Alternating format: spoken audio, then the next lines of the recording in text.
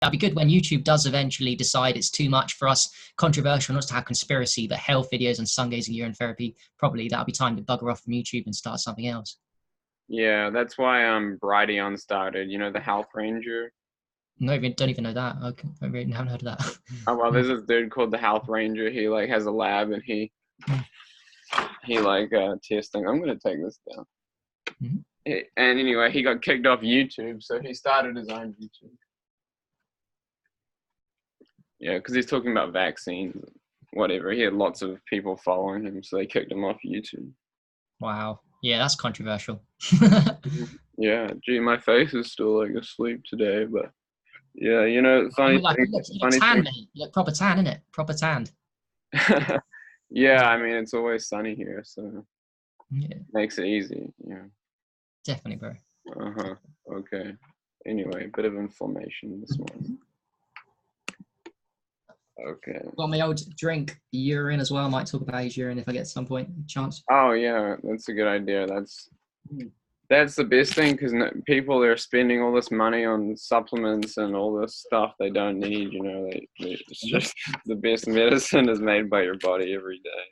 Exactly. Oh, you know, yeah, exactly. I love to promote that idea of urine therapy, sun gazing. These are the ones that they don't want us to know about. I love to talk about for sure, for that reason.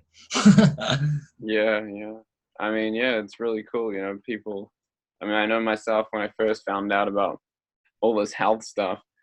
I was like, you know, into like the fruitarian thing, and I was like wanting to find like, you know, all the herbs, and I was making my own formulas because I didn't want to pay for like expensive, terrible formulas. But yeah, it's just like so much easier to just drink aged urine. You know, you don't have to buy anything. You know, bro. And if I get the chance to as well, I'm doing research for my second book on it, and the Buddha recommended it 3 times. Is written down in the scriptures of his early testimony. 3 times he's talked about aged urine, not fresh urine, aged urine, which is even more controversial. So yeah, I was actually shown in my dreams, like by we call them the real guides to drink it, and that was like, I don't know, 6 months ago. I can mention this in the video, and I was like, oh, I don't know.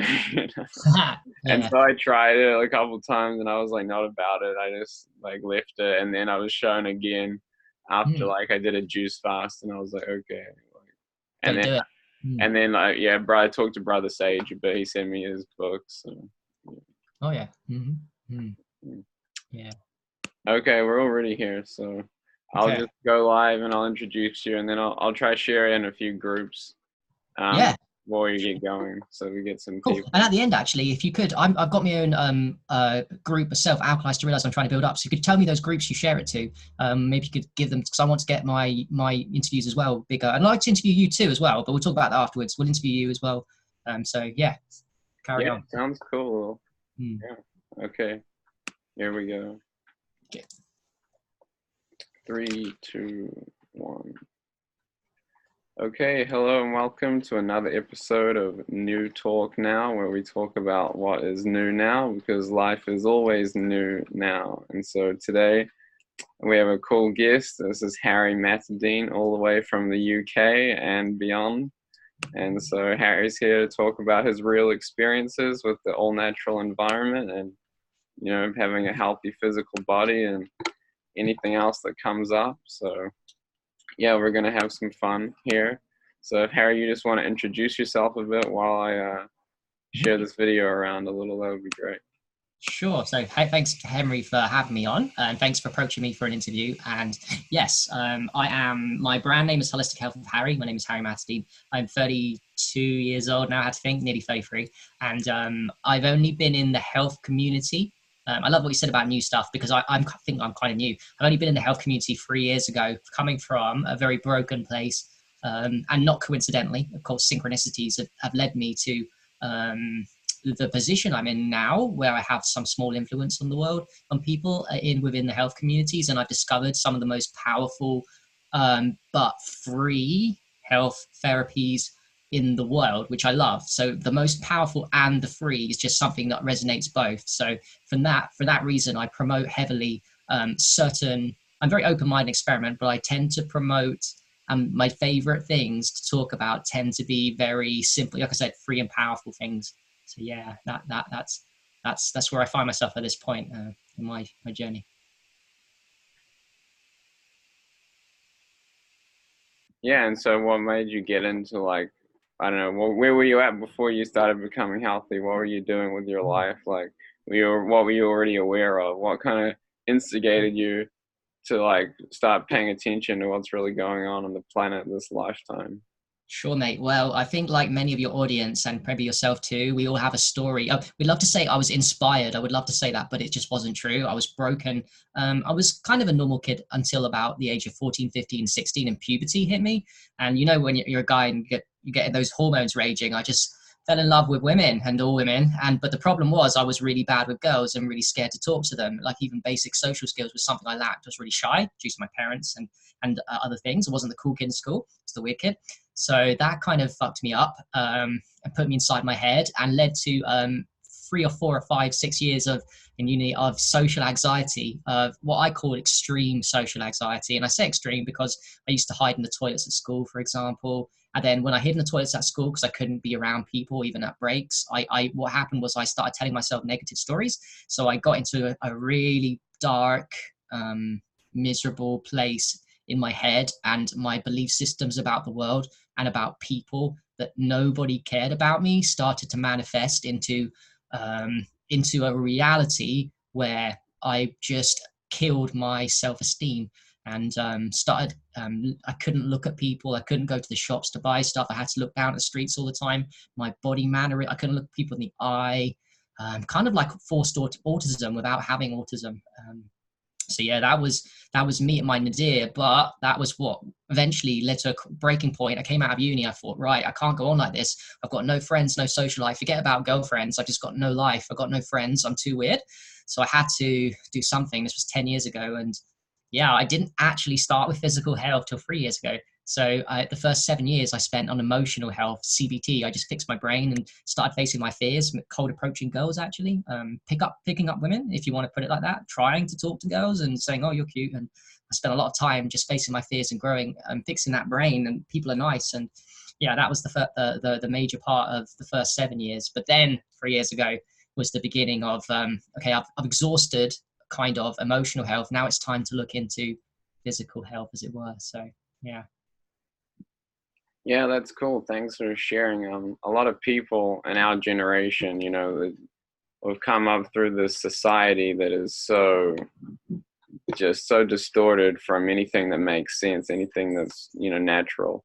And so yeah, we've all got a lot to wake up to and become aware of, and it's cool to share, yeah, your experience so other people can see like, yeah, everything's okay, you know, everything you've been through, it's okay. It's like life is new now, and you can always decide, you know, something different, something better, something Sure. new. So yeah, Just a that's quick one I'd like to add to that. That this might shock people a little bit, but I'm not going to pussyfoot around. I want to be raw and honest with people. As one example of how low as a human being I went, I definitely used to visualize and dream being a suicide bomber, for example, because I hated all people. That was my friends, the few friends I had, the family I had, and everybody on the streets. I hated people and I just wanted to kill people. So that was kind of like at my nadir, certainly something I was considering. And I say this because not just as an extreme low, it's just such a contrast actually to the person I am today in terms of how I think. Because now I'm the opposite. I actually love people, but I can't believe that humans can sink to that depression, first of all, to that state of wanting to kill people, and then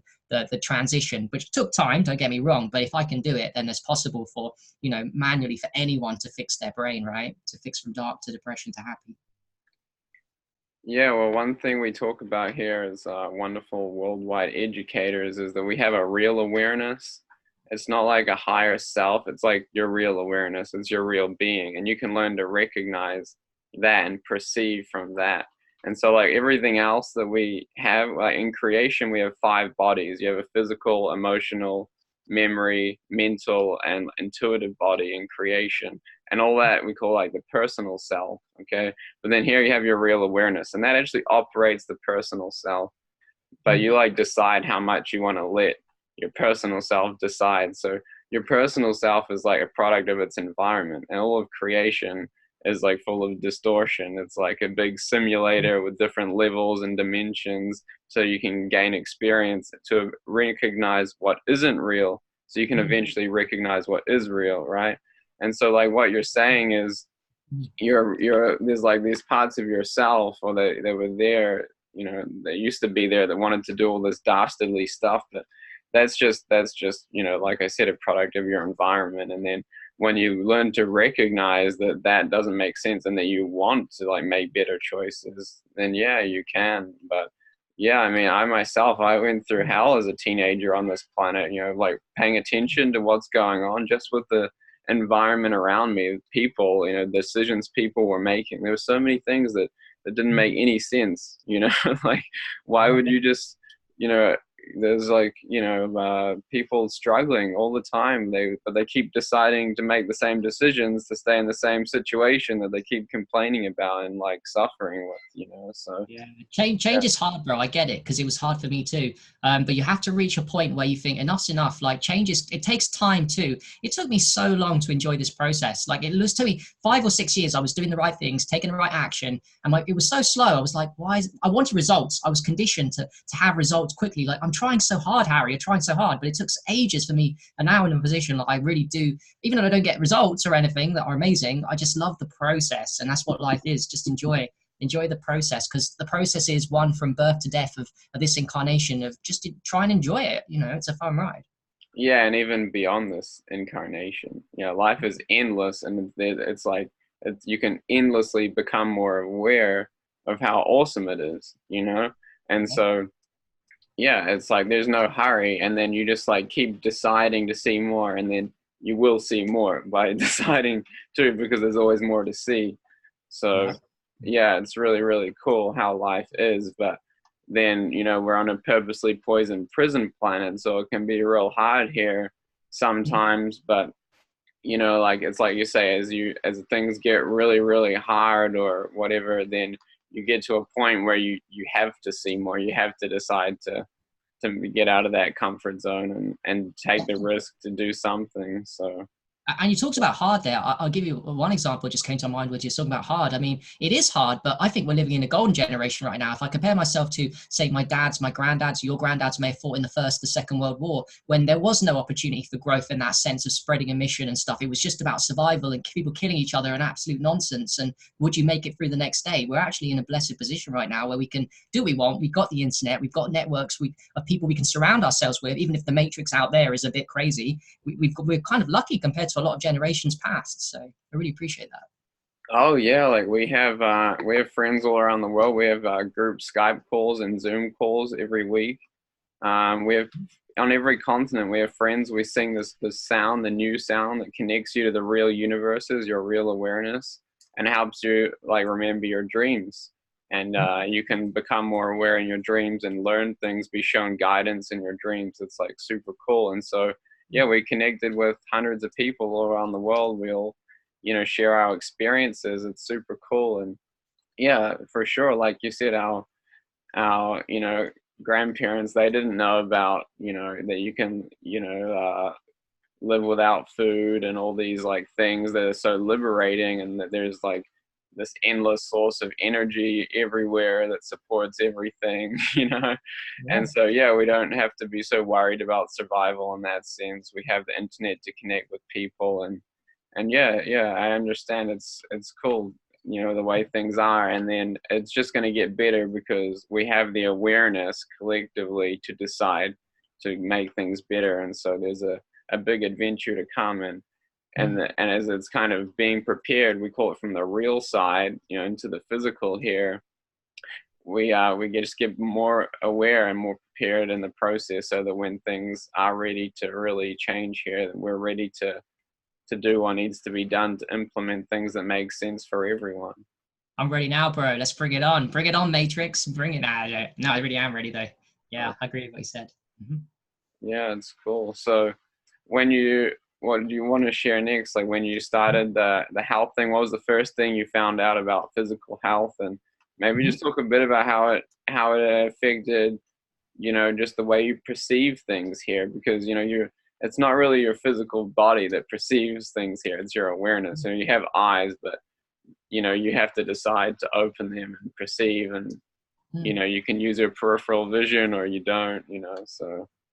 That's interesting what you said. Yeah, so first 7 years was all emotional, and then I'd always had an inkling into meditation and didn't know what the best diet was and all that stuff. But anyway, what it was 3 years ago, I'd always been reading. So first of all, two things: open-minded. You've got to be open-minded to get ahead in life, and two, I loved reading. And I went on Amazon and I found a book customers bought called Martha Christie's Your Own Perfect Medicine. I don't know if you've heard of this book, Henry. Have you heard of Your Own Perfect Medicine, Martha Christie? Heard the term, but I haven't heard of the book. Yeah. Okay, well, the term comes from that book. It's very famous and written in 1994 by Martha Christie. And I was like, okay, what is this? Your Own Perfect Medicine? It had loads of reviews on Amazon, so that's already like, okay, this is legit. Bought it. I remember where I was. It's such a great memory. I was in Birmingham in a park, read it in a day, and it was all scientific studies from the 1900s, 10s, 20s, 30s, 40s, 50s, not now, from 50, 70, 100 years ago, on all the nutrients, not all of them, but the most important nutrients in fresh urine and what they did for the human body. For example, 7 anti-cancer elements are in that book, like 7 that we know about. There's way more than that, though. We don't know about. And there's what else? There's like urea, and it just went. I read that book and I was like, okay, I'm open-minded and this is legit and I've got to try it. And I make my own urine for free. So, okay, I was really excited to give it a go. And the next day in the morning, that's what it said in the book, recommended the morning one. I drank it and didn't taste that bad. Funny that people think urine is always going to taste worse than it actually is. I drank it, didn't really have that much of an aversion. I think I'm quite a bold person in life anyway, I guess, maybe. And I drank it, and just what happened was what you said. A physical like it was like a lifting of the veil, a parting of the seas, an awareness that wasn't there became an awareness of everything around me, like a depression I didn't know I had removed. I felt like my physical avatar was being transformed from just like a small amount of fresh orange urine, and my awareness opened up, and it all opened up. And from that point, I was like, is this just a one-off? Tried it again. Nope, same thing. Then I got excited. Then I got, okay, this is really powerful. This book, Martha Christie's right. I'm going to research this more. I'm going to go on Facebook and look at it more. But best of all, I make this for free, and my life is never going to be the same again. I remember thinking that. And guess what? Since I started urine therapy 3 years ago, my life has never been the same again since I started. I was right. Yeah, that's cool. Yeah, I was telling you, Harry, before we started the live video, that for me, I was shown urine therapy in my dreams by the real guides. You know, when I sang the New You, they showed me, you know, because I'm always interested in health, you know, too. Just like having like this vehicle here that's, you know, that just feels good. I can move around, I can get things done, and just like, you know, be without pain or anything like that. And so, yeah, I was shown on the real side to drink my urine, and at first, you know, it sounds really funny, but the idea basically is that it's like, and I got stung by stingrays a couple times this summer at the beach here, and you know, just like pee on your foot or whatever was stung, or snake bites or anything, because your body is producing the antibodies within 20 seconds for whatever has stung you, right? And so really the whole principle with urine therapy is your body is producing whatever it needs through the urine every moment, you know, whatever B12 or other nutrients your body needs. So yeah, it's pretty cool. And that to me is not an accident either. When people say, because actually I was on the Vipassana retreat recently, and I was talking to people about urine therapy, and one guy was very skeptical because he's a data scientist. He's very much embedded with big pharma, and he said to me, well, why do we excrete it? And the answer to that is, one of the answers to that, there's many, is the fact what you just said there. Why, to counter argument that, why is it that the antibodies to any poison, like say you get bitten by a rattlesnake that is going to kill you in the desert in America or whatever, and you've got an antidote within 20 seconds, is that a evolution, or is that a deliberate policy by your creator or creators to put that medicine in it? And you can go beyond that and think, why does it heal wounds? Why does fresh urine, we'll talk about Asia in a bit, but why does fresh urine seem to make my skin soft and glow? Why does it also heal wounds? Why is it for cuts, abrasion, bruises? Why is it for medicine for poison rattlesnakes, for bee stings? Why is it for it seems to be the ultimate vaccine to prevent all diseases? It doesn't seem like, beyond the fact that it works, it doesn't seem like it's an accident, an evolution. It more like seems to me like an actual deliberate concoction by whoever created us, which I believe we created. So yeah, it just makes sense, you know. And some people, they don't want to see it, but you know, that's fine. Everybody decides their life. So Mm. Yeah. But yeah, it is really cool, and I totally know what you mean about how when you drink it, you know, it like it changes your perception of things a bit, and it's like because you're so, from my view is that we become so uh like used to just taking things from like externally from like at this created matrix world, and then when you take something that you're making it with your body, and some part of your real awareness is in that process of creating that. And so by drinking that, it's like it's from you, you know. It's like I was talking to Dwayne on the real side, one of the real guides, and he was telling me like I love the taste of my own urine, and it's not necessarily the taste, but it's like it's, I mean, it can be, but it's more so that it's like you create it. It's like growing your own vegetables, you know. It's like it tastes so much better than, I mean, I give tons of urine to my tomato plants, and they like taste just amazing. Like no one's I mean, I give them all sorts of ferments and fun Mm. things and ormus and You things. just pee on it. You just pee on it. You put it in a bottle and. Well, I know I do it in the bathroom, and then when I go outside, I take my, you know, gallon jugs as they fill up, and I give it to the tomatoes. Yeah, Nice. That yeah, makes sense. It's like it's got distilled water plus the nutrients that are running through your body, which the plants are going to benefit from. So. oh yeah, and all the good bacteria too that will multiply in the soil, and because that's actually, I've been studying soil biology, and anywhere on the planet, there's no lack of nutrients in the soil for plants to thrive. What's lacking is the biology to break, like the bacteria, the fungi, the nematodes, to break down the the micronutrients in the pebbles, the sands, the silts, and the clays. They break it down and they make it bioavailable to the plants. And the plants excrete carbohydrates that they make from the sun to these microorganisms as food. So there's like this awesome exchange going on. I see. And I didn't know that. Just to repeat your information, Scott, I'm clear on it. I'm learning myself here too. Thanks for the information. So you're saying that the nutrients are available in the soil, but they're not bioavailable. And what happens is the urine, for example, will make bioavailable the soil, what was already there. well, what makes it bioavailable is having the microorganisms, which is fungi, bacteria, protozoa, these tiny things. But what I'm saying is the urine is full of beneficial bacteria, like Right. B12 is a bacteria, right? Mm-hmm. And so when you're putting it in the soil, you're adding bacteria into the soil, which can break down the micronutrients, and the plants can use it. So yeah, urine really helps. I really And like that. That's good you can, information for me. So yeah, yeah, thanks. Appreciate it. yeah. There's lots of things you can add to the soil, like compost tea, you know. Mm-hmm. But to learn about soil biology, I recommend everybody looks up Dr. Elaine Ingham. She's the only lady who actually figured this out. Most soil biologists, they don't understand, you know, that relationship with the microorganisms at all. And so that's why the agriculture is the way it is because they're just throwing nutrients on top of the soil, but they're not really in a plant available form. Yeah. And so they just, when it rains, the nutrients just wash off, or you know, it's not plant available, it's not natural, there's no life in the soil. That's why if you like look at a lot of agricultural land, especially here in California, just like dry dirt, it's like it's not that deep dark color, it doesn't hold moisture.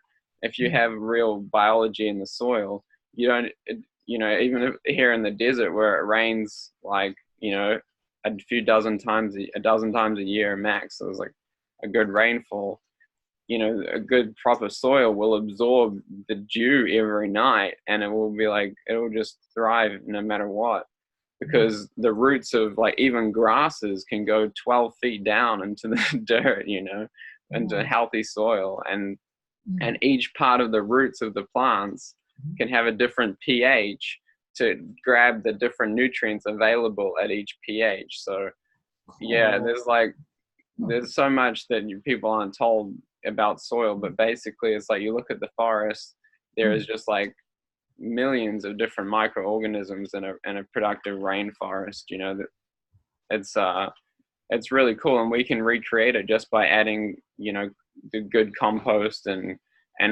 compost teas to soil. And Elaine Ingham, she's helped farmers reduce their costs by 50% while increasing their yields by 200 to 300% on over 5 million acres around the world. That's a shocking statistic. So yield 200, 300, but costs half the price, and a 200, 300% more yield is fucking crazy, bro. Yeah, because what you're doing is you're just using things like manure and grass clippings and dry brown materials to make compost, and then or compost tea, and then you're adding that to your field, which is full of microorganisms like the fungi, the bacteria, the what you need to do nematodes. is you need to go and tell her about urine. Fucking hell, she needs to learn about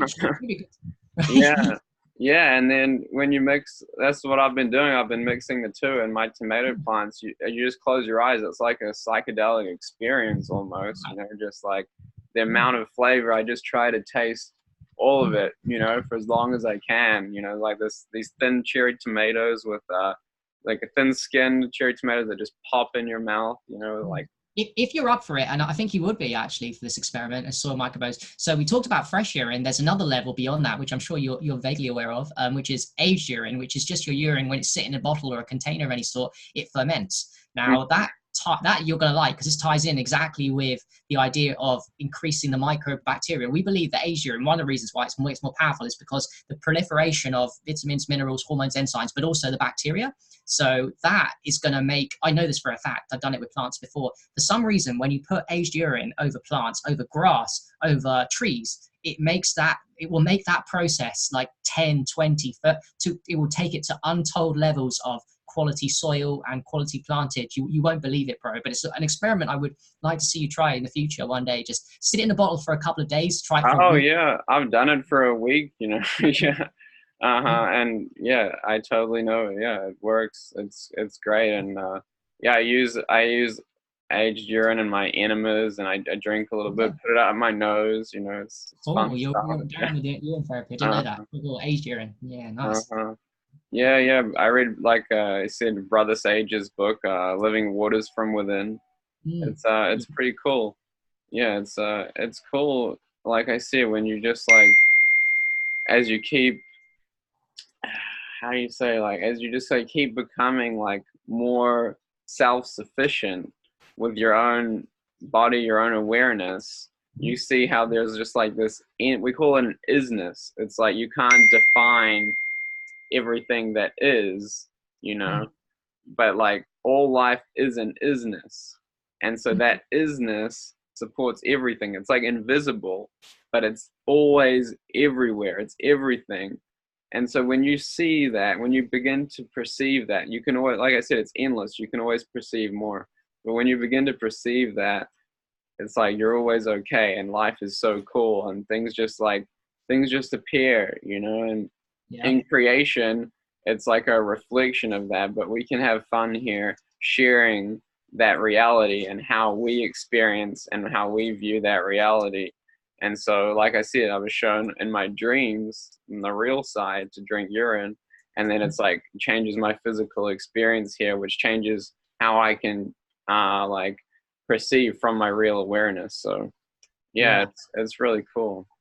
And that's kind of similar to my story too, on top of that, because 3 years ago I tried fresh urine, and what happened was my awareness just grew. My possibilities of what was possible in life became opened up. And since that time, 3 years ago, when I started urine therapy, I added people on Facebook and realized there was that. I learned about, we talked a little bit about it. So I learned about fruitarianism. I didn't know that fruits were the optimal diet.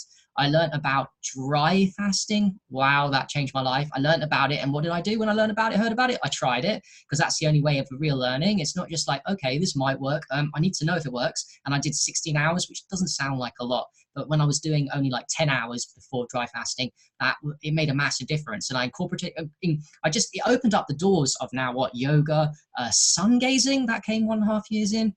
That blew my mind. That's another one we can talk about that's absolutely crazy if you're coming from the paradigm of just a mainstream person, that something we've been told is going to make us blind actually seems to do the complete opposite. A little bit like urine therapy. It's not a waste, and the sun makes us really, really healthy when we look at it. But the point is, my awareness just opened up to, and even now I'm still got so many new things I'm working, just because my awareness is going like, okay, try this, you're being guided towards this, try that, try that.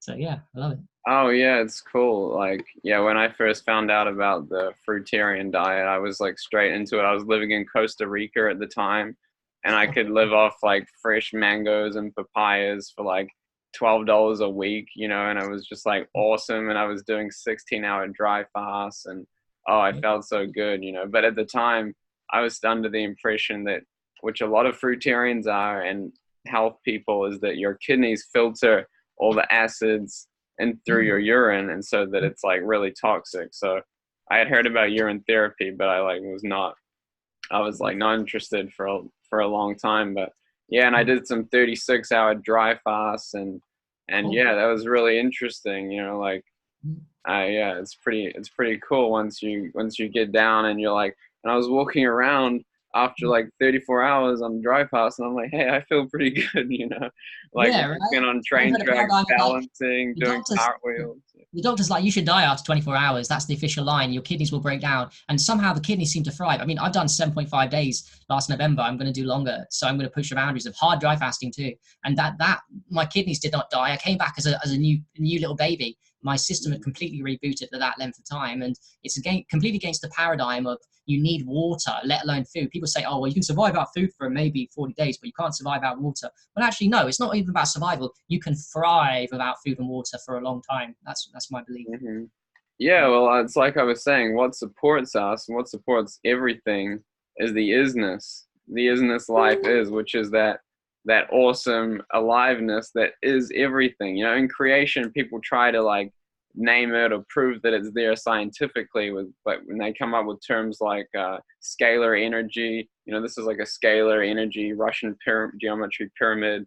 They have there's scalar energy, they call it plasma, they call it, I don't know, morphic fields and all this stuff. But, you know, put more simply, it's just an isness. It just is there. You know, it's like we call it an isness. And it's like that's what supports everything. That's what supports the plants, the microorganisms. That's what supports the air we breathe. Like you can't see it, but it's there and it supports us. And so when you kind of like recognize that that's what supports everything, that's what supports your physical body, your emotional body, all your bodies, your real awareness, of course you don't need food, you know. That's like, I mean, you can have it because that's made of the isness too. That's made of like the all natural environment that's always everywhere. But yeah, it's like you don't need anything. All you need is your real awareness, and then all you decide is to, and then it's what you decide from that awareness that is what matters. It's what you do. You know, you got to do things to like earn your way to become more aware, because otherwise it's just passive, and life is like all alive, and it's like always new now. And so I like what you said. yeah. It's like the isness is always there. And I know this 100% true from my own experiences. But unfortunately, if you're born and you don't do anything, and unless you're lucky, the matrix is set up for us not to see what is already there. So unless you actually proactively go out of your way to peel back the layers of what truly is real about life, you will be blindgasted and fooled into thinking a lot of things that aren't true in this life. And of course, that doesn't sound too bad, but actually it does, because it will cost you an early life. It will cost you diseases. It will cost you your happiness. It will cost you your higher self. It may cost you, if you believe in past lives, you coming back here over and over and over again 1,000 times till you get it right. So it will cost you to not see what already is here. So I'm glad that we are, some of us and the people watching this, even if you're not at the stage of like experimenting, at least you're aware, starting to gain awareness, whatever the stage of awareness. The fact that people are watching this, if anyone's watching this, we already know that they're already at some kind of stage of wanting to know what is real about life, you know? Yeah, and it's like what is real is awesome. It's like this pure, sincere reality that's always everywhere, and it's like you don't have to go anywhere. You know, it's like I'm saying your real awareness does not is not, it's not like part of creation, but you can perceive it while you're in creation. So it's a matter, all you have to do is recognize it. And you don't have to go anywhere. It's like people want to go back to source as like their idea, but that's just an idea because you already have your real awareness. All you have to do is just recognize it and keep recognizing more of it until eventually, you know, you kind of just like you fade out of creation, or you don't really need to perceive from that position anymore. But while you're here, you just learn to keep recognizing your real awareness, which is, like I said, it's in that pure, sincere reality that's already perfect and complete, where cause and effect does not exist. It's just like cause. You can just have a cause, you can decide things, but without the effect. But while we're in creation, we have this cause and effect matrix, and it's interesting, but it's a limited experience. But from that limited experience, you can recognize the endless real universes. So yeah, Definitely. it's pretty I really cool. appreciate what you're saying there. I'm learning a lot here. So yes, I'm always learning too. I really do like your philosophy and the truth of what you're saying. So Yeah, it's just like really simple, and it's like the words can't really describe it, though they can just reference it. And so we just try to use the most simplest words that are the easiest way to recognize it. Oh yeah, that's what I was going to try to get to, because like you mentioned, you can have like all these lifetimes, thousands of lifetimes of like reincarnation and karma, trying to recognize this isness, this true reality life is. But you can just like keep coming back here, and that's okay. You've done it, you can keep doing it, but not everybody wants to keep doing it. They just want, like, we can decide to have this pure and real life. And so that's yeah. what I came here for. That's what we came here to share. So I feel like that. I don't think we were designed as we can, but I don't think we were designed to keep coming back here. I think we were designed, each of us, to evolve to the highest potential and then to move on to the next levels and levels and levels and levels. But the matrix system has set it up that, unfortunately, and I can only judge that by looking around at the state of disease that is around me, in terms of not even physical health. It's just unhappiness, misery, stress, debt, the system, money, fiat. It's all just, it's the school system. It's just not the way it's designed to not stop us learning and growing and evolving, but actually to keep us stuck in a box. That's why I make that assumption. yeah, it's I totally know what you're saying. Yeah, that's how it's set up. And we can decide every moment to make better choices. And but a lot of people, they don't want to, but at the same time they're not even aware that they can. Like, and we can see that from our own experience. Like, I decided to come here and do this before I came into this life, but then through the process of like coming here onto this planet, and being raised in this environment, this society, you forget for a time. It's like it's just the body type. It's all this stuff. And then it's a way to relate to the world. Now we have that opportunity, like you shared at the start, some of the things you've been through this lifetime, and you can use those experiences to relate to the world here. So, and people need that. They need that comparison, and then they need to be able to share that experience with others. And it's really cool when we meet other people like yourself, where we've had these experiences, this huge comparison of what doesn't make sense to what does make sense, which is becoming more aware and supporting the natural environment. And then I totally know what you mean. When you see other people around, it's like, as you become more aware, you can see like their whole life in like a moment, like what they're going through, just by the way they like hold themselves. Like, you can see most people are unconsciously out of their body most of the time. Like, they're moving around, but their whole focus is like in their thoughts and their emotions or their memories, their other bodies, and they're just moving this physical body around, unaware of like what they're really doing. Definitely. I mean, you talk to people about urine therapy, sun gazing, you get the fluoridated stairs are very famous. You talk to them about these things, the fluoridated stairs. Beyond that, you just go outside, you see the people looking at their phones all the time, down. There's no socializing. We've lost networks of tribes. Now we live in big cities where everyone is walking around as strangers, not even looking each other in the eyes because that's too scary, and saying hello. I mean, the way it's set up is, I've got to say, it's a beautifully set up evil system. Now, I know I don't want to judge too much. I'm just saying that it's not, I don't think it's an accident that it's set up in such a way that most of my feathered brothers and sisters are in this prison where they are not living their potential, and it's not even their fault. It's the world they come in is set up from school. What's up with that? School from 2-3 years old to 18, you have to go to school. There's just so many ways it's set up to keep you, if you like, into a left brain, and not let that side of the brain hemisphere like light up your creative side. That's how I look at it. So. Yeah, it's like Kelsey here, she showed me one time a photo of like a city, and it's like, the streets are like in grids, and then next to it had like in the same meme or whatever, it was a circuit board, you know, from like, and so what they're doing is that reptilians, these astral entities, the draconians and things, they actually feed off of the emotional energy that is generated while people are running in these lines in the cities, in their cars and their electrical devices.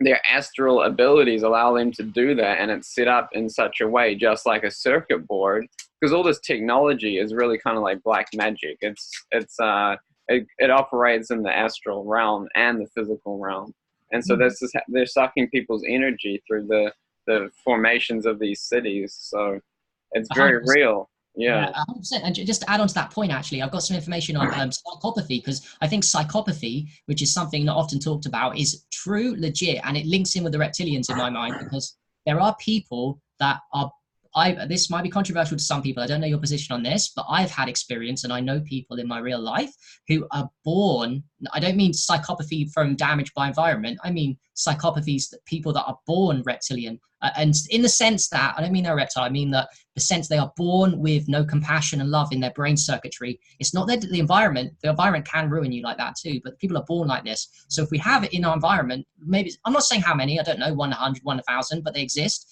And if they're born like this, then they are an example of entities that are going to feed off human energy, like you said, not in this physical reality. Forget about what you just said, which is very well be true. You know, in other realities they can feed off us, but in this reality we have genetic born psychopaths playing games with us. You know, and they end up on the top of society. They end up as politicians. Tony Blair was one example of a genuine genetic born psychopath. He was born like that. There's a couple of others that I can think of too.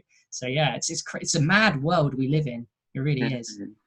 Yeah, or you know, another way to see it is that they're already like that, and then they decide to have a physical body here, right? And they come into a physical body, and then they operate here. You know, like the Queen of England, all these like, you know, royal people, the Rothschilds, they're already reptilian, and then they have a physical body. They can shapeshift if they want. The Blue Bloods, you know, there's another name for them. And yeah, there's such a low level of awareness that they have to want to control other people and to feed off their emotional energy. It's a very low level of awareness. It's like children, you know, when they're behaving in a way where they just want to, you know, it's like, that's mine, or, you know, like go away, move, or whatever these attitudes children can have. And as you know, mature or become more aware, you don't need those attitudes anymore. But the reptilians, they're stuck in that low level of awareness. Exactly. And then, but the sad thing is that people, they're even more unaware, most of them, to even recognize what's going on. And it's so obvious what's right in front of them. They are convincing people every day to destroy and poison and pollute the natural environment that supports all of us. People are eating poison food, they're breathing poison air, and they're drinking poison water, and it's destroying their physical body, their whole planet, their whole experience here. Everybody decided to come here to gain experience and become more aware, but instead they're supporting a system that's destroying the whole planet, that's giving them the experience that they decided to have, you know? Yeah. Oh, I love what you said there. You're giving me new insight into it. Totally. They're supporting it. And some of them even look up to it. Some people even look up to genetic born psychopathy and say, oh, that would be cool. Like, wouldn't I love it if I could psychopath and didn't have to worry about, you know, compassion. I could just do what the fuck I wanted. I could just fuck over my neighbor. People actually look up to that. Normal people with compassion. We're so distorted in the matrix.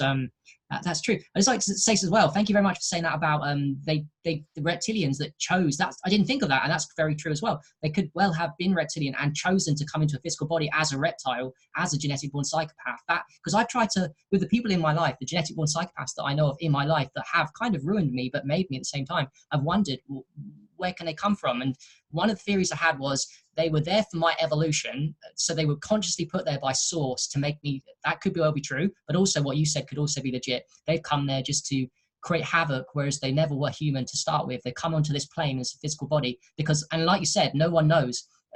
We're that oblivious in society that do you know what shocks me, Henry? That people can't work out psychopathy when they see it. And do you know why it shocks me? Because everyone's got a gut instinct and intuition, and it hits them in the gut. Everyone has an opportunity. Everyone, I mean this. When you meet a genetic born psychopath, and you interact with them long enough, you'll have something in your gut and your brain. Doesn't matter how stupid you are, you'll have it saying that something's not right here, and it will click. And do you know what most people do? They turn it off. They turn it off, and then they deny it, and then it becomes, and you forget about it.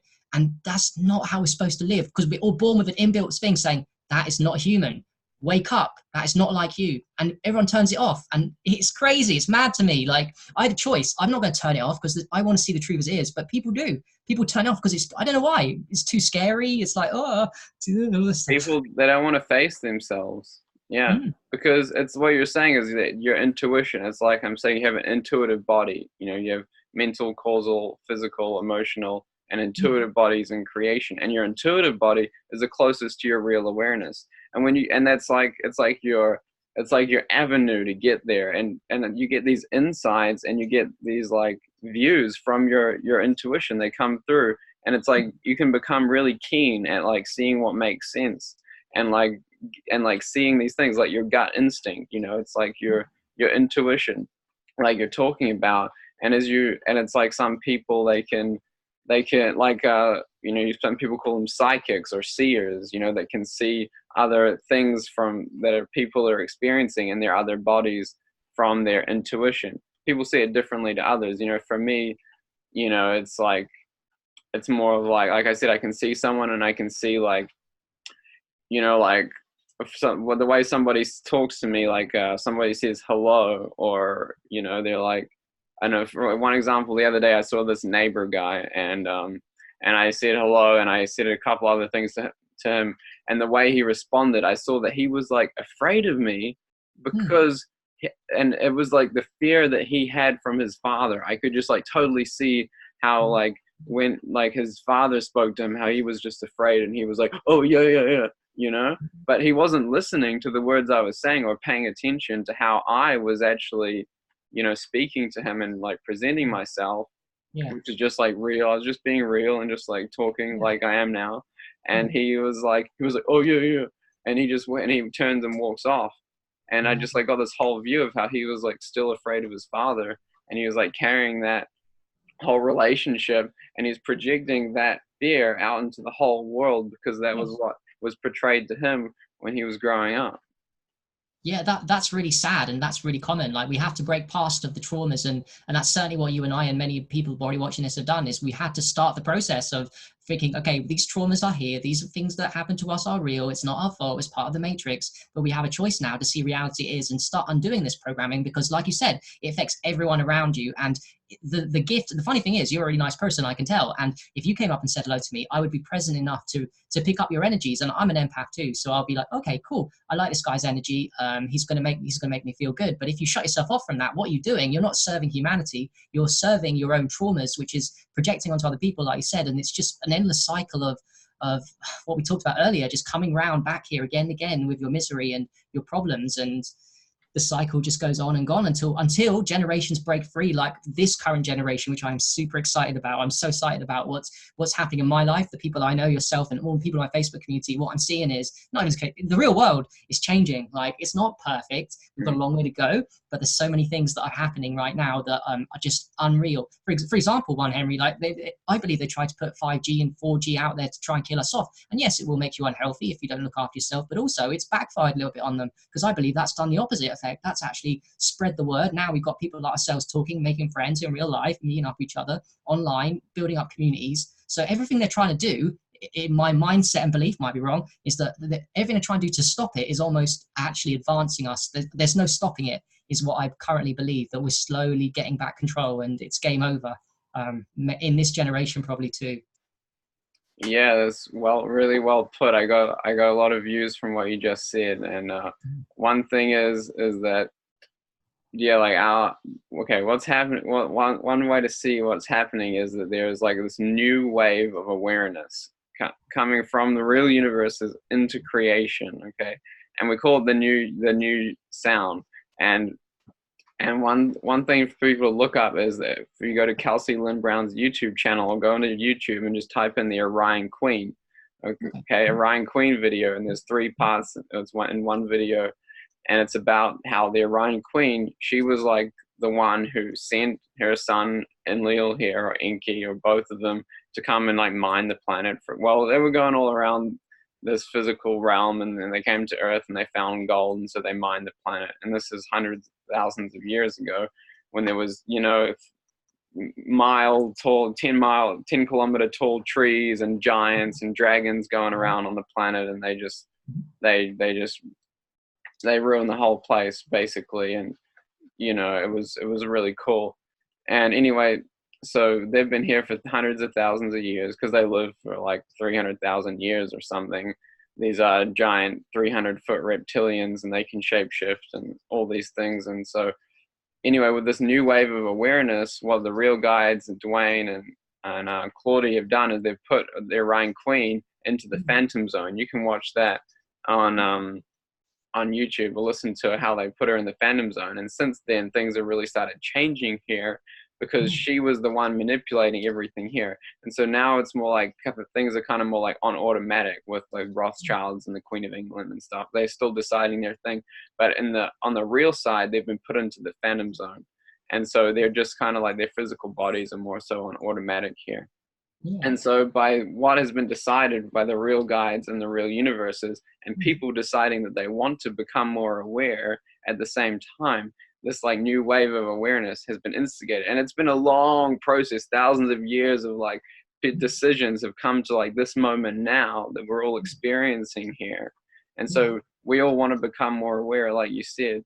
And then, so I mean, I forget my whole view, I sort of like what's happening is there's this huge changes coming, right? Because people are waking up, and so the system is going to change, and it's happening first on the real side, and it's coming through here to the physical.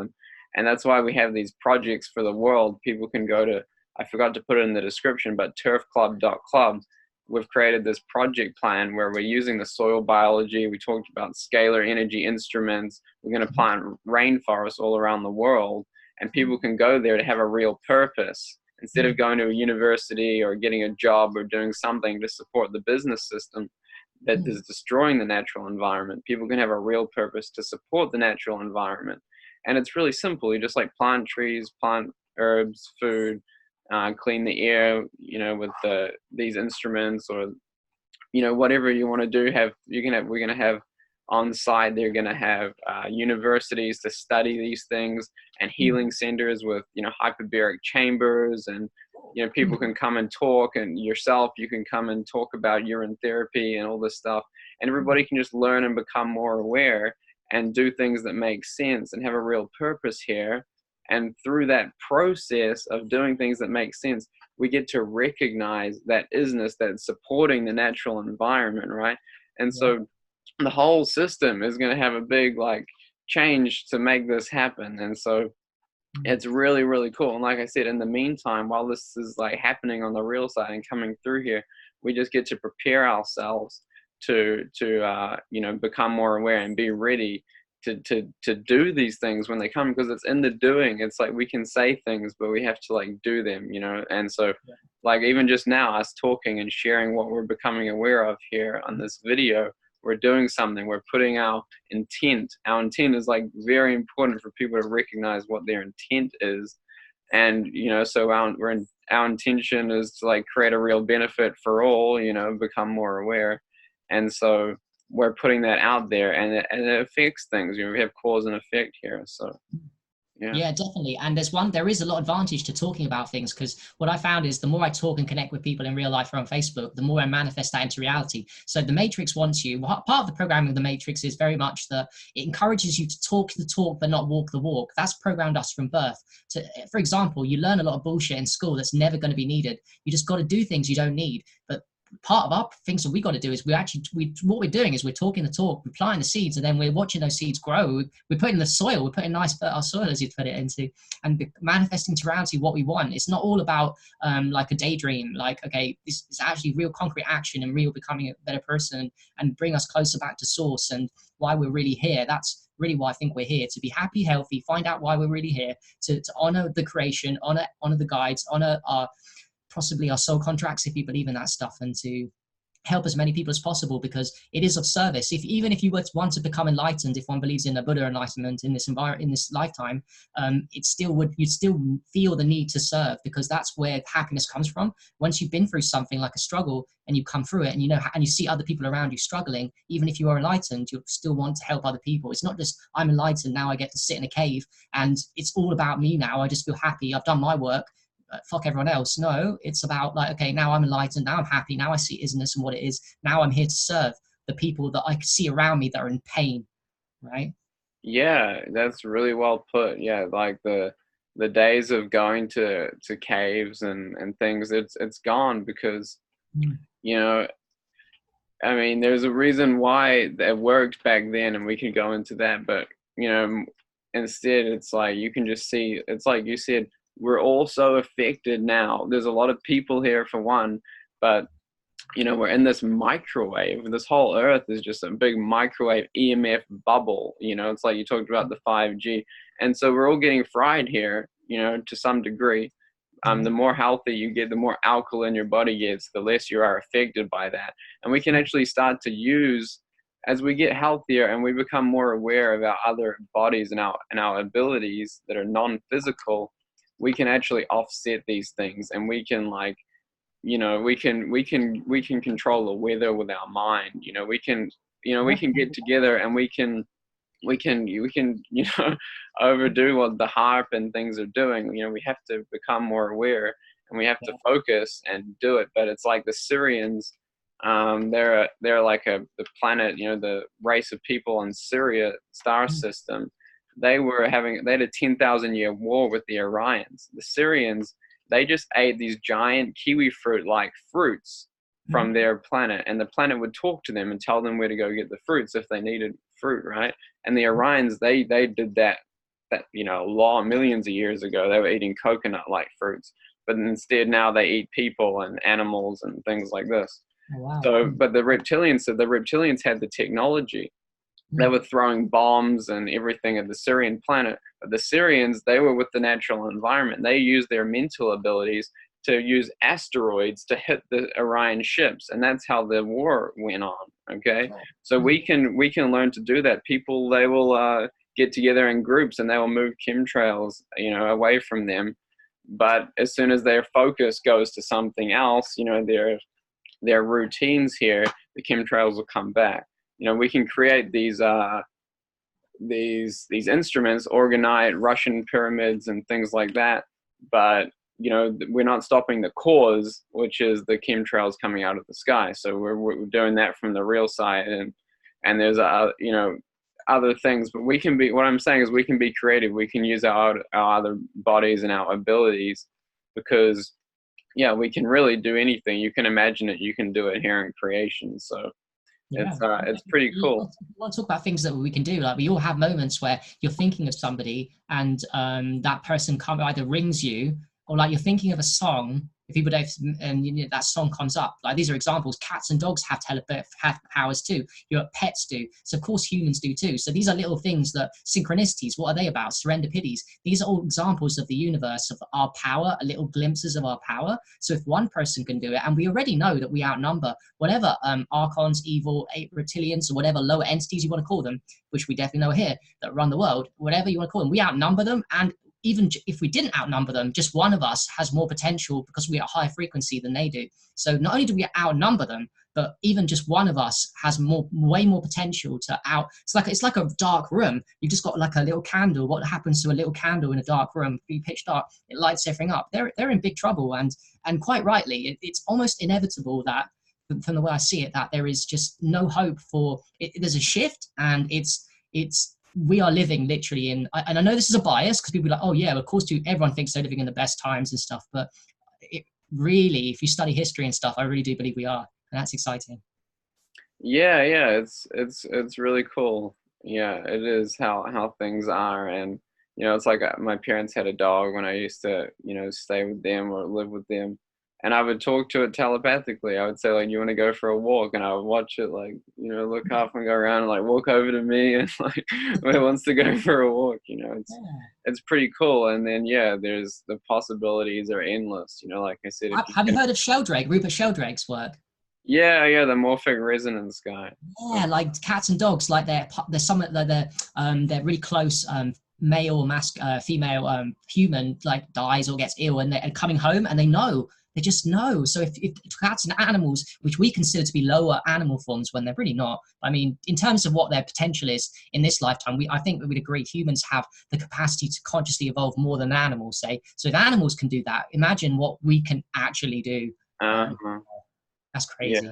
Yeah, exactly. It's like, I was overseas, for a while, and I came back to New Zealand, and I took my parents' dog to the beach for like a week or something.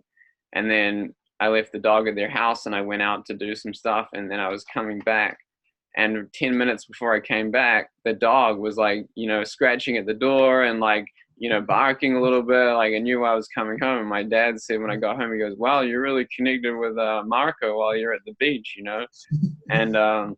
And yeah, because dogs, they're kind of just like, they're more now, they don't have these considerations, this like fear and like all this stuff, like, where am I going to get my next paycheck from? What's my next, how am I going to, make my next meal, or like all this stuff. People are always projecting a future, or they're thinking about like something that happened, or a lot of people have emotional attitudes and like tap lines, and but the dogs, they're kind of more just now. They're just like, okay, whatever is going to happen, they're fine. Like the dogs too. If it wasn't for the matrix system, we'd be like the dogs too. But the matrix has to force humans into thought and stress. The way I look at it is fight or flight. The key to the system is fight or flight. Keep humans in debt, servitude, fight or flight, non-parasympathetic relaxation, and that will keep them in the basal chakra, if you want to call it the basal chakra. Keep them addicted to porn.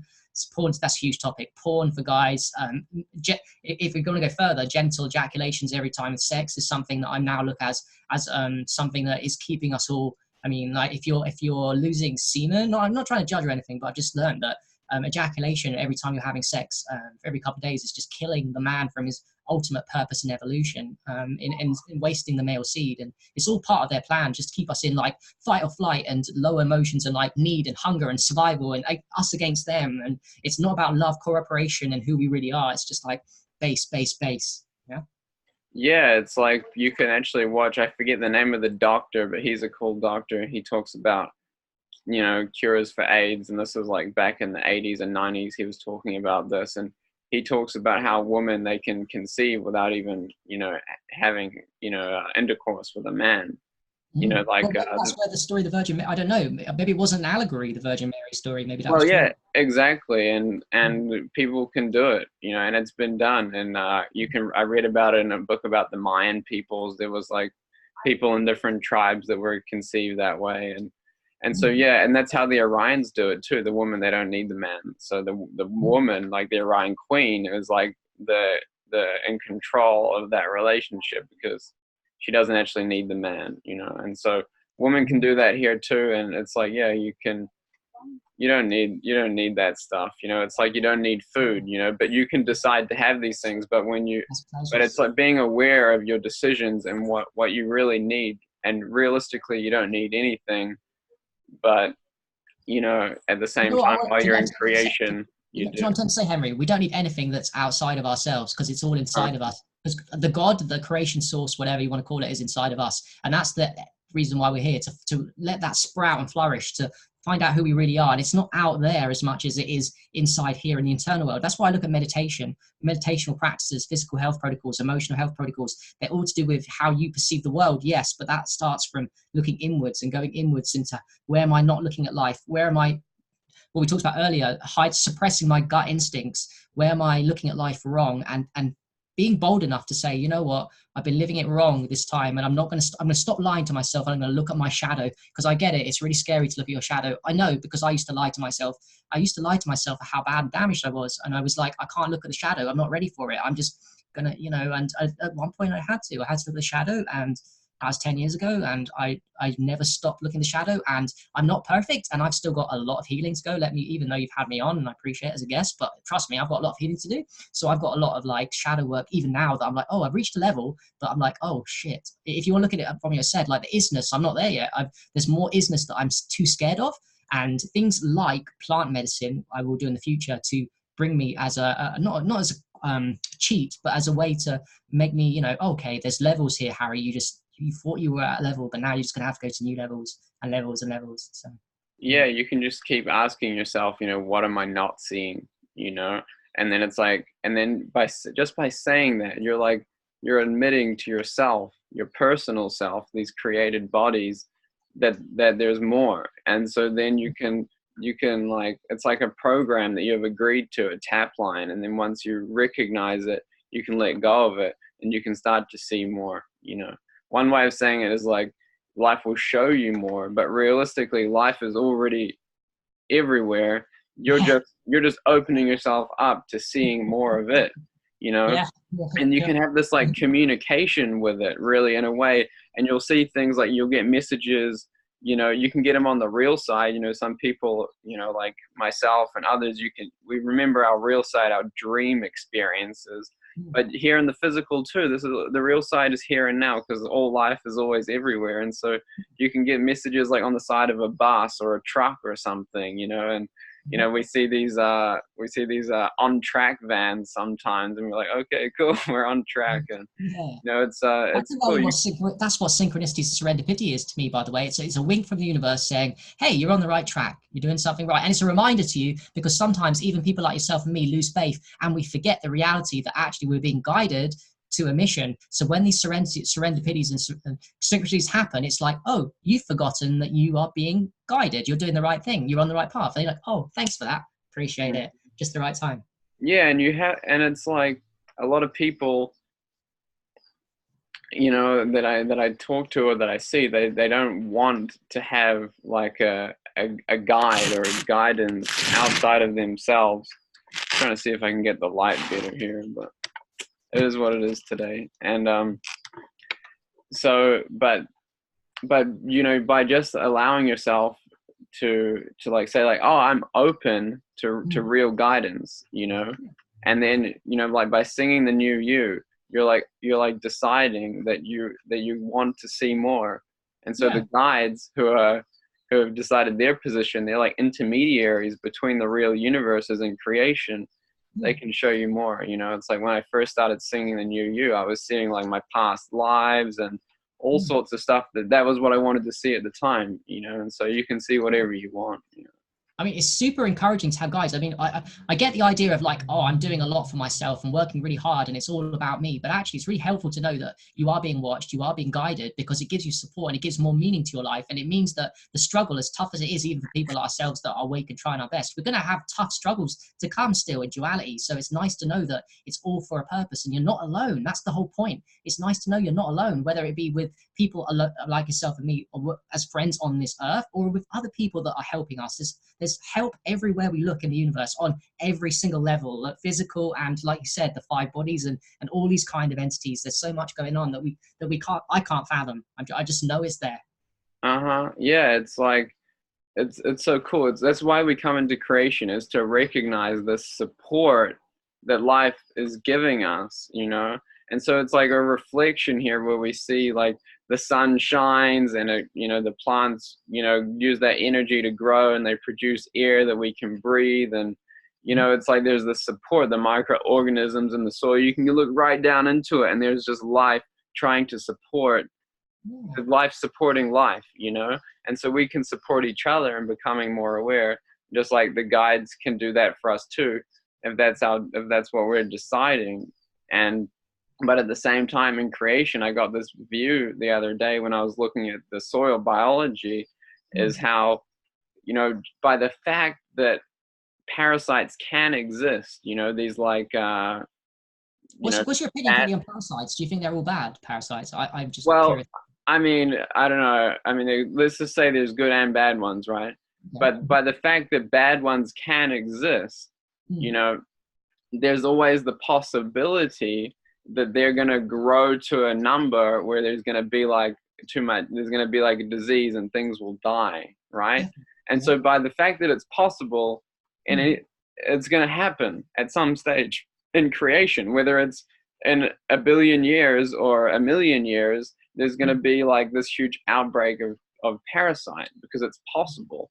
And because darkness is possible in creation, because you have cause and effect, there is like an unconscious agreement that everybody has in creation to this darkness. Okay, so it's always like there, right? And this is how these like dark beings can exist, because it's possible in creation, because we have cause and effect. So there's the positive and negative.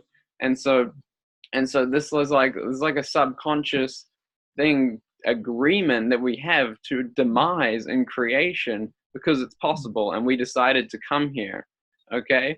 And so real in this physical realm, we have like black holes, right? Which are the physical manifestation of this subconscious agreement. And they're just like sucking darkness into it. And eventually this whole physical realm will implode upon itself, and eventually, another one might appear somewhere else, or it doesn't really matter. But my point is that in creation, this darkness will always exist somewhere, and it will always affect us. And that has to be our motivation to see what is real.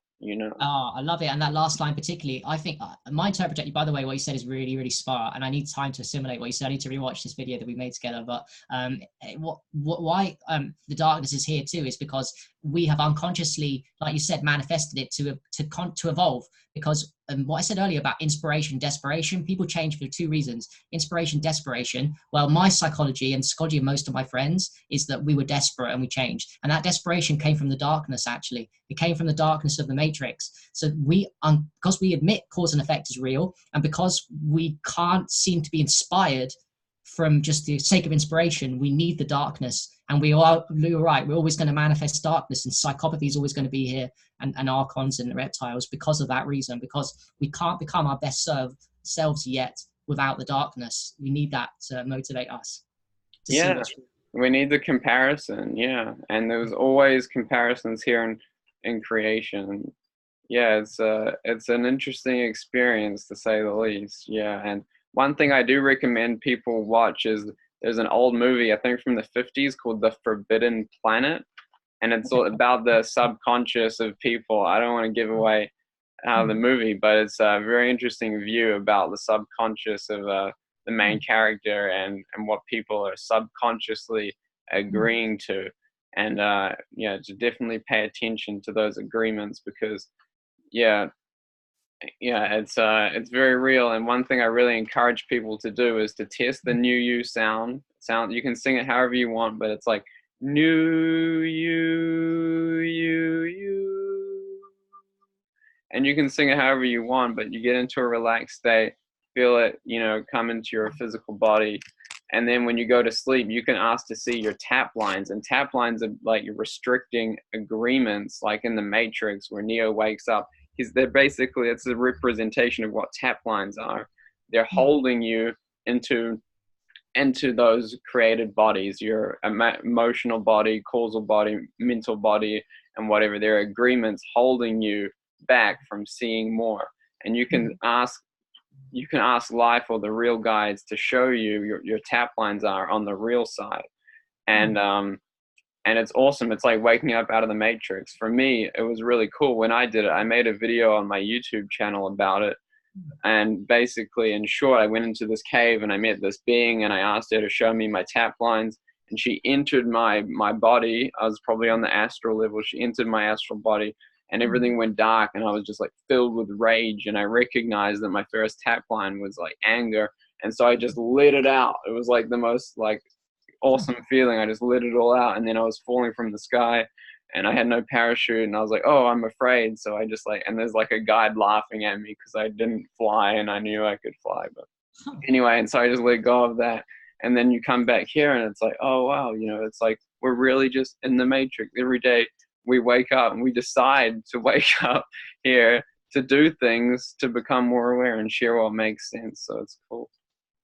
Yeah, thanks for sharing that. That's a really interesting story. I'm going to check out Ingram, that lady as well, and yes, that video, Forbidden Planet as well. I like watching movies. It's just a hobby that's nothing to do with health really, so I'll definitely check out that thing. Yeah, movies are interesting. It's like art, you know. It's cool. Yeah, I'm sure you could have seen the background there. That's how much I love movies. I've got like a whole, like they're 50p ones, but still, I watched way too many movies in my spare time. It's nothing to do with, like, yeah. Yeah, yeah, it's cool, man. So, hey, we've been going for a while. I mean, yeah, did you want to share anything else before you finish? Oh, there's one thing I wanted to say Yep. about there's this really cool water that people don't know about. That's one thing we do to support ourselves here. We sell this water. It's Cool. distilled not once, but hundreds of times. And Really? there's no Okay. other machine that does this. If you go to newwavewater.club, I'll send you the video. Maybe we can send you a little sample. It costs a lot to send big Yeah, amounts of water overseas, but I'll buy it. if you, I'll buy it from you. I'll check it out. Definitely. yeah, it's awesome. So by being distilled hundreds of times, it's like alchemy. Heating and cooling water gives it mystical properties, and so no other machine distills water, you know, more than once or twice, 3 times. This is hundreds of times. How does it do that then? How does it do so many times? I mean, honestly, the guy John Ellis, he's patented his design, so I can't. But basically, he has a boiler and it heats and cools. It shoots water in and out, heating and cooling it hundreds of times, and then it only takes the evaporated stuff that's been heated and cooled hundreds of times, and then it cools it, and it comes out. It takes 2 hours to make 1 gallon of water. That's actually really good, considering a machine takes 4 hours just for normal standard distilled water, I believe. So that's pretty incredible. Really? Yeah, it takes a long time for normal 100, 200 pounds to $300. Machines take a long time to do that 1 gallon. I'm sure more than 2 hours. Yeah. Oh, okay. Yeah. And yeah, it's anyway, the water tastes awesome, better than any water you'll ever taste. It's so clean and pure. And actually the hydrogen bond angle of the water changes. So that's the angle between the hydrogen atoms and the oxygen atom.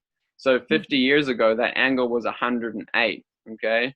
Now it's 104 in all this water on the planet, this surface water that people are drinking and everything.